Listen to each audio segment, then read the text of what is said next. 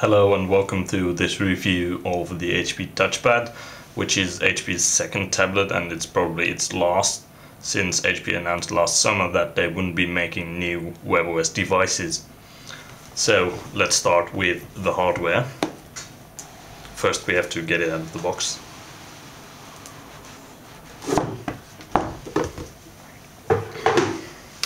Okay, as you can see, it's got a 9.7-inch display with an XGA resolution that's 1024 by 768 pixels, which is practically the same as you'd find on an iPad these days, iPad 2. It's backed with a 1.2 gigahertz dual-core processor and 1 gigabyte of RAM, which is quite a bit better than the iPad, and it's even better than the Galaxy Tab 10.1, which Samsung released very recently. It's also got these two speakers.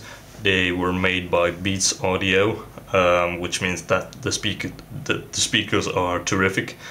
But let's be honest, who plays music on a tablet when we've got computers, MP3 players and smartphones these days? I don't think that a tablet is the best device to play your MP3s on, but maybe you differ.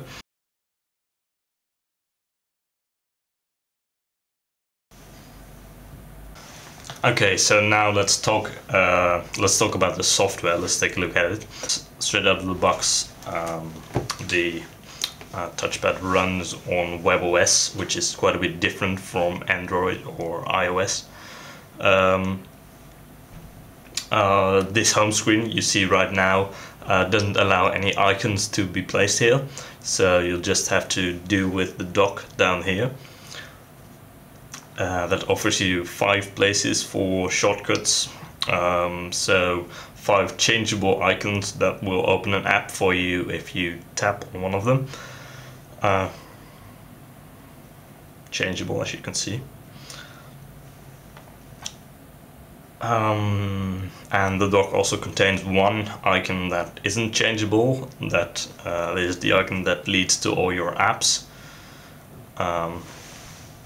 I hope it's in focus. Okay. So as you can see, your apps are divided in 4 or actually 3 categories: apps, downloads, favorite and favorites. And if you wish, you can change the place of these apps. So if I'd want the Sky News app to be amongst my favorites, I just hold it and drag it to my favorites. Okay, so right now you're probably wondering what the home screen does, since it seems to be a waste of space, which brings us to the multitasking feature. This is one of the few possibly the only tablet on the market right now that offers real multitasking. That means that it allows you to run multiple apps at the same time, and really those apps keep running, so they won't freeze as they do on Android or iOS devices. It does come in handy sometimes, like when I want to watch a video on YouTube, but I don't want to wait for the video to load. I can just go here, type in the address, like so, then hit the home key, open a new app, and type a note, or I can open any app for that matter. Then when I'm done, I can go back to the video and we'll hear Coldplay.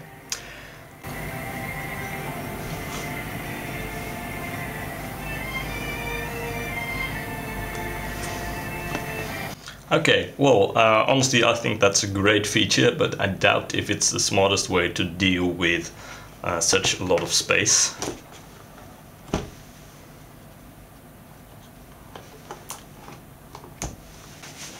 Okay, now let's take a look at the apps.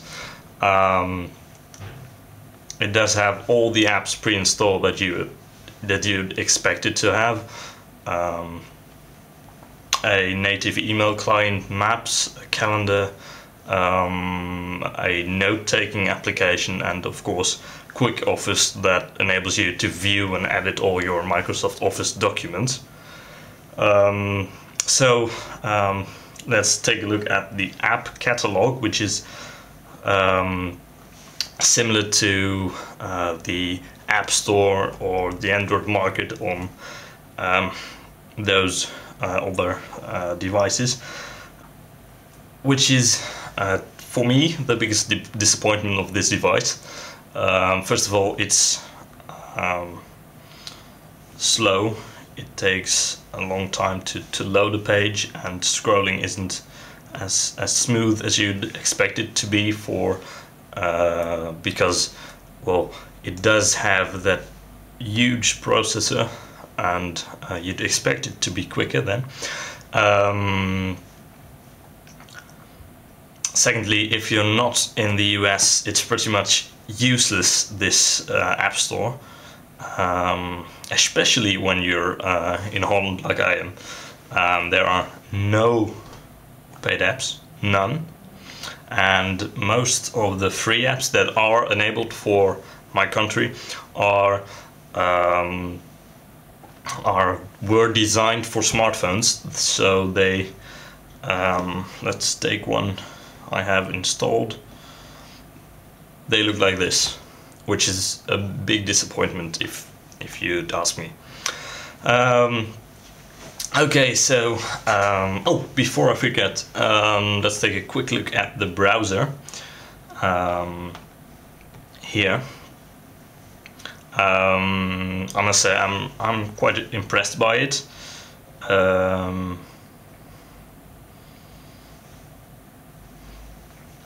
It does perform very well.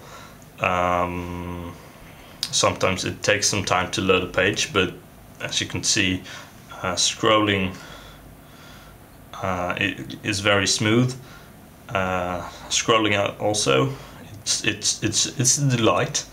And I mustn't forget to mention that it does load the entire web page, so even Flash content, which iOS devices don't. So overall, this is an interesting device. It has great hardware, but sadly it is sometimes let down by the software. I don't think, therefore, you should buy it for the original price, which was about 500 euros and $500.